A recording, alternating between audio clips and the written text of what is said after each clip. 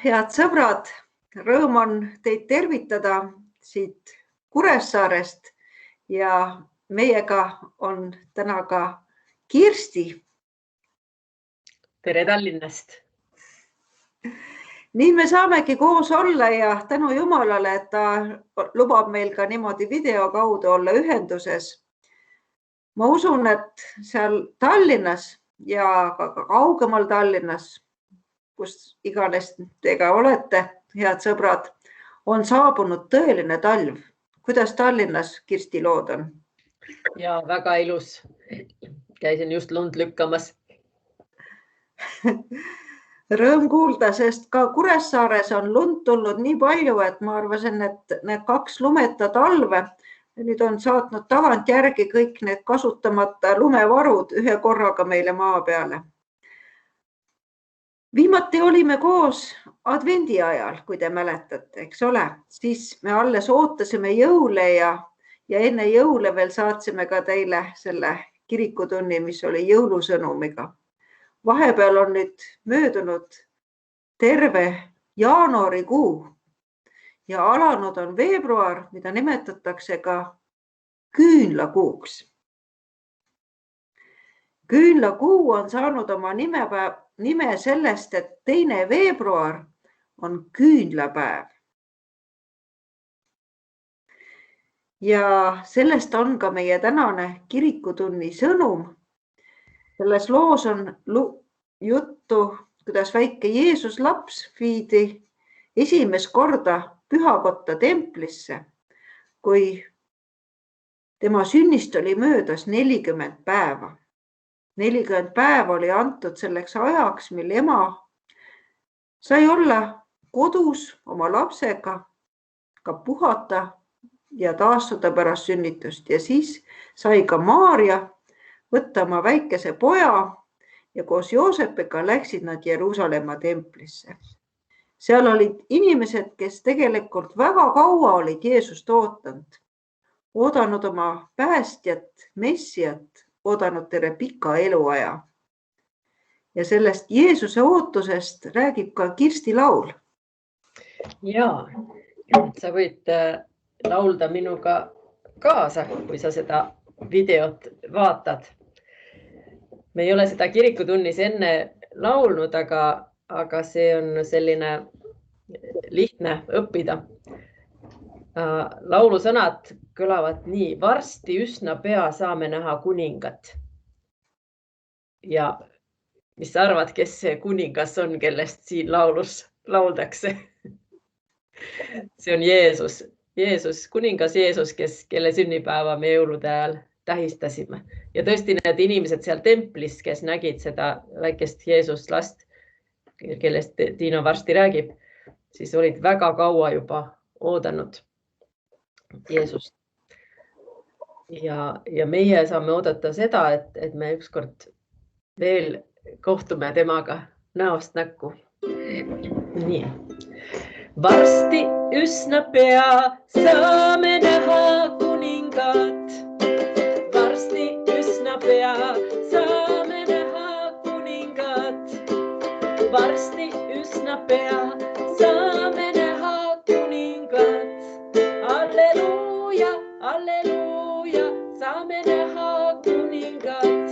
Nii, üks salm on selge ja siis teine salm on muidu sama, aga alguses laulame, et kaavad pisarad, saame näha kuningat. Kaavad pisarad, saame näha kuningat. Kaavad pisarad, saame näha kuningat. Kaavad pisarad, saame näha kuningat. Alleluuja, alleluuja, saame näha kuningat. Surm on võidetud, saame näha kuningat. Surm on võidetud, saame näha kuningat. Surm on võidetud, saame näha kuningat. Surm on võidetud, saame näha kuningat. Alleluuja, alleluuja, saame näha kuningat. Laulame veel: varsti üsna pea saame näha kuningat.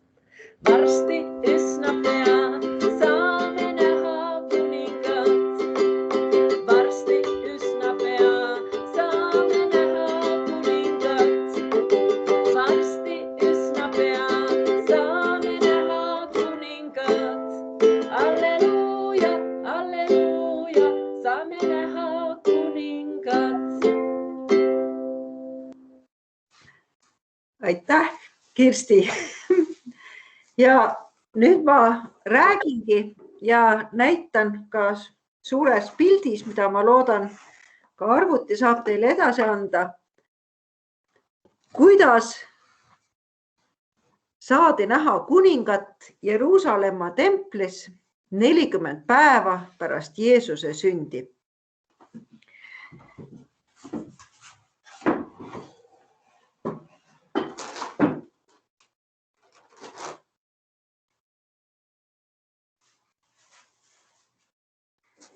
Nii, kõigepealt me peaksime siia nüüd ehitama ühe suure templi. Jeruusalemma Keerata seda enda poole. Ja, just, väga hea.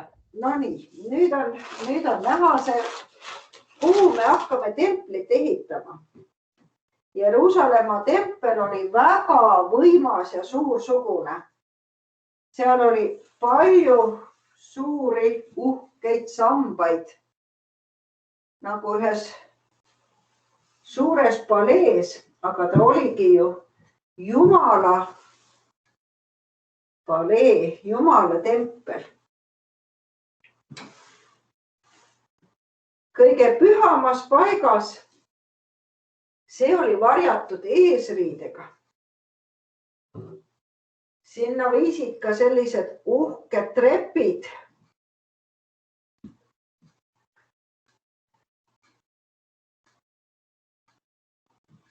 Mille peal oli ka kallihinnalised vaibad.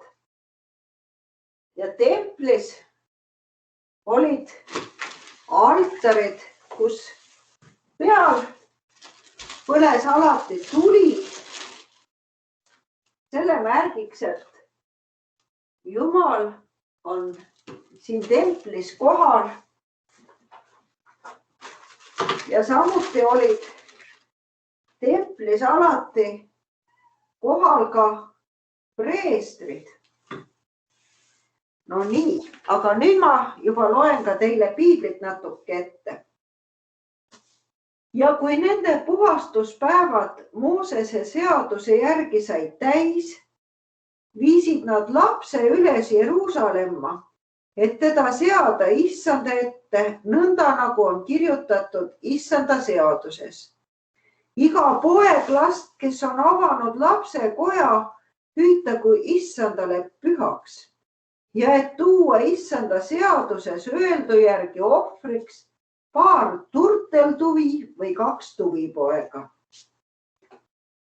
Need, kellest juttu oli, need on Joosep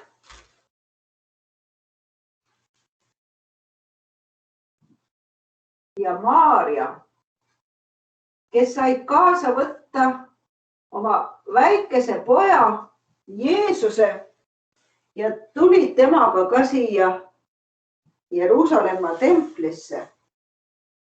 Templis oli koos ka teisi inimesi, mõned istusid kaugemal, aga piiblis on kirjutatud, et Jeruusalemmas oli mees, Simeon nimi. Selle Simeoni ma panen siia nende vastu seisma. See mees oli õiglane ja vaga ning ootas Iisraeli lohutust ja püha vaim oli tema peal.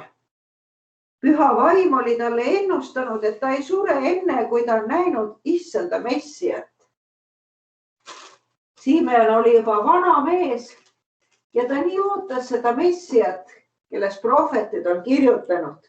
Nii tuli ta just samal ajal templisse, kui sinna jõudsid ka Joosep ja Maarja Jeesus lapsega.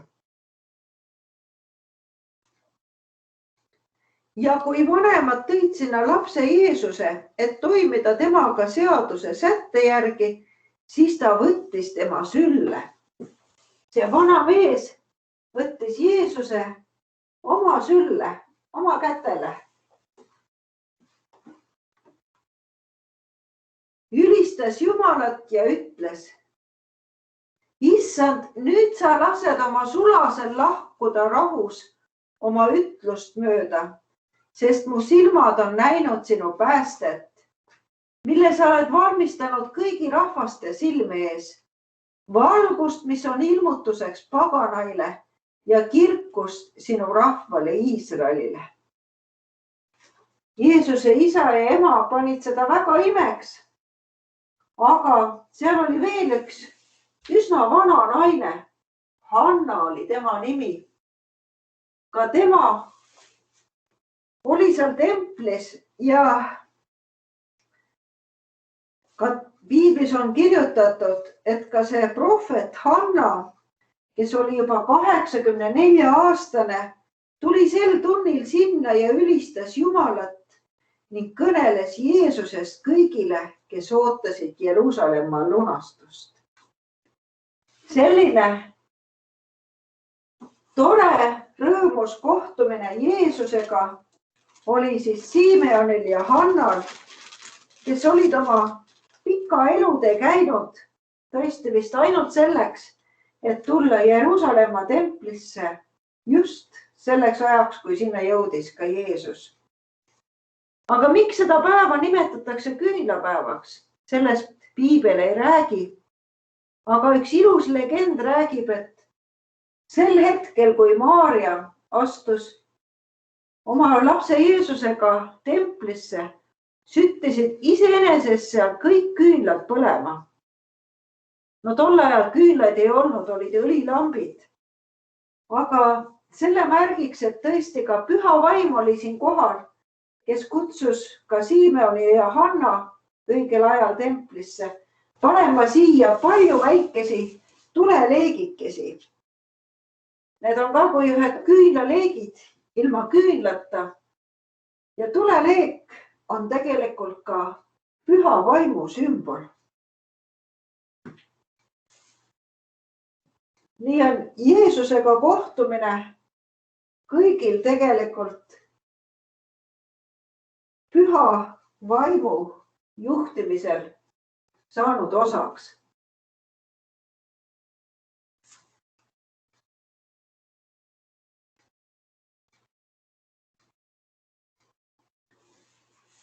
No selline ilus tempel on nüüd meile siia kokku saanud. Loodan, et see on näha ka teile. Ja küünled me süütasime jõulude eel. Aga küünled saame süüdata ka küünlapäeval, küünlakuul, veebruarikuus. Ja iga küünal on tegelikult kui üks väike palve. Ma tulen istun jälle siia arvutile lähemale, et muidu ma olen ka piiblitundi, kirikutundi pidades ainult põlvili maas nagu püha kojas. Aga siis ma saan teile lugeda ühe toreda luuletuse, väga ilusa luuletuse, mille kunagi ammu on kirjutanud kirjanik Anna Haava. Sa südames nüüd pane kõik küünlad põlema ja ära pimedusel seal aset anna saa. Kas oled kurb või haige? Sa looda, kannata ja usu, valukarik saab viimaks tühjaks ka. Ei igavest või kesta, ei ükski oht, ei õnn ning sagedas su valu sul õnnistuseks on. Sa südames nüüd pane kõik küünlad põlema ja ehi oma hinge sa taeva rahuga.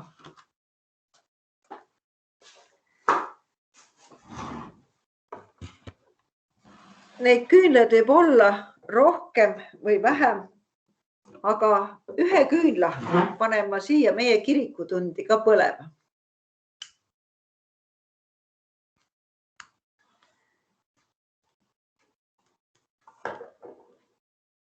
On see küünal näha ka? Arvan küll, sa võid natuke panna veel keskemale igaks juhuks. Ja me saame laulda ühe laulu. Nii, seda me laulsime vist ka jõulukirikutunnis, aga laulame üheskoos esimese salmi laulust Nüüd küünla meie süütame. Küll kaunilt särab see, nii Jeesust meie ootame, kes tuleb kõigile. Nüüd küünla meie süütame, küll kaunilt särab see, nii Jeesust meie ootame, kes tuleb kõigile. Nüüd küünla meie süütame, küll kaunilt särab see, nii Jeesust meie ootame, kes tuleb kõigile.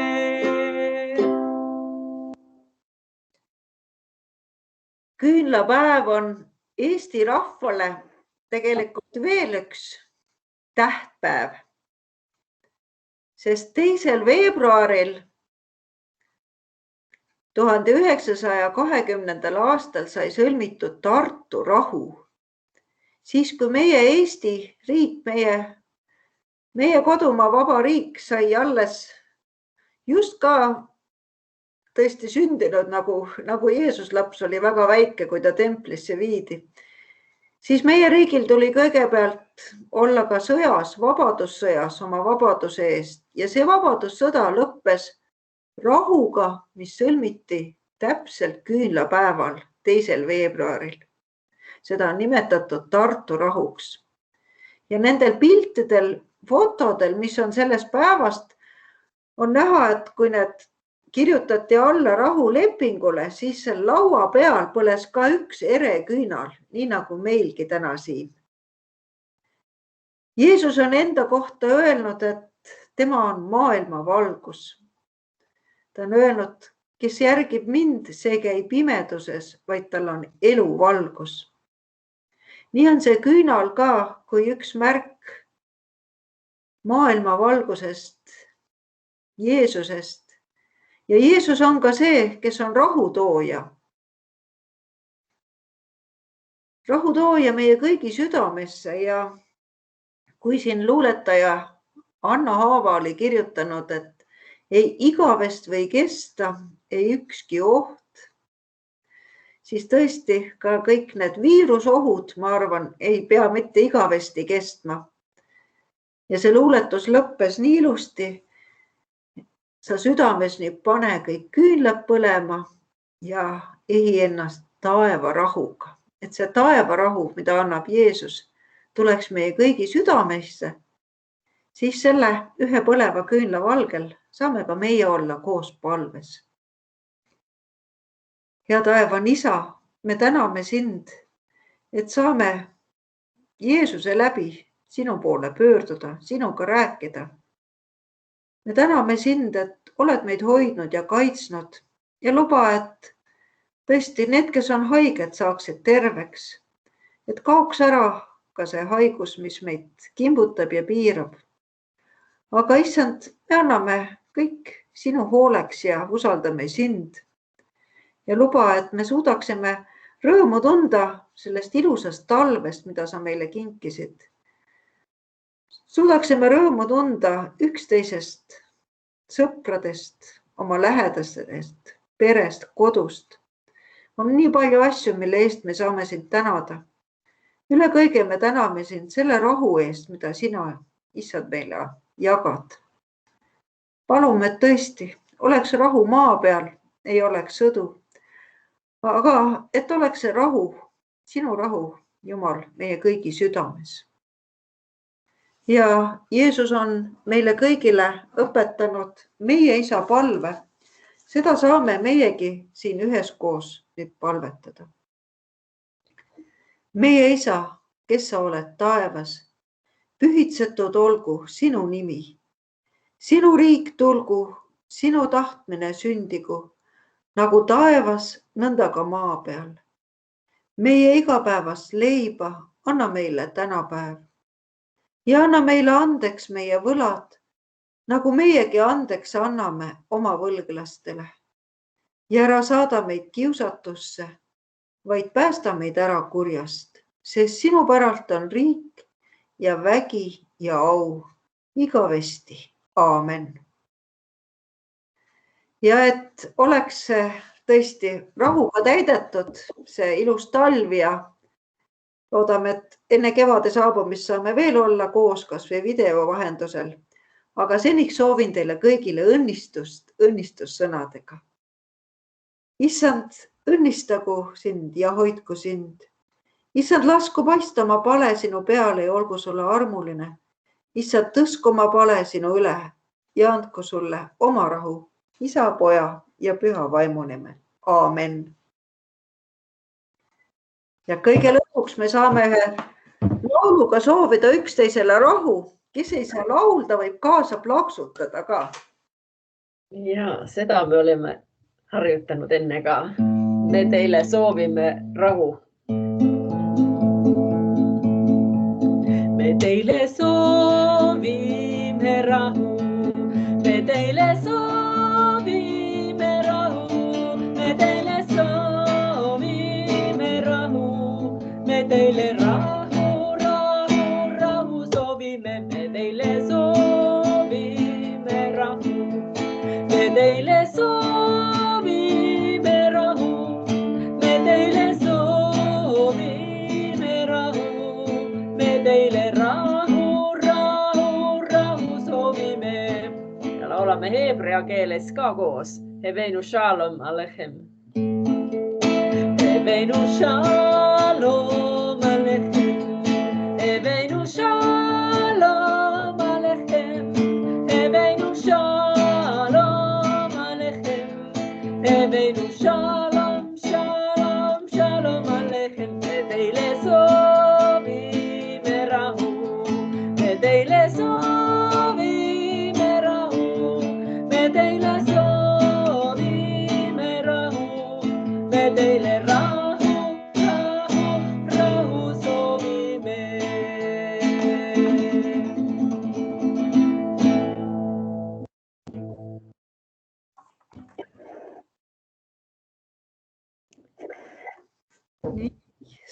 Selle ilusa lauluga me täna lõpetaksimegi oma kirikutunni. Ja kui Jumal lubab, siis saame kohtuda märtsi algul, kui päike käib veel kõrgemalt, päevad on veel pikemad ja veel rohkem valgust on tulnud siia maailma. Aga seniks teie kõik olge väga hoitud ja hoiame ka ise üksteist. Tervitused ka minu uniselt sõbralt siin moodi peal. Ma nägin, Tiina, sinu kiisud ka vahepeal. Kohtume jälle. Ja kõike head teile. Nägemiseni. Nägemist.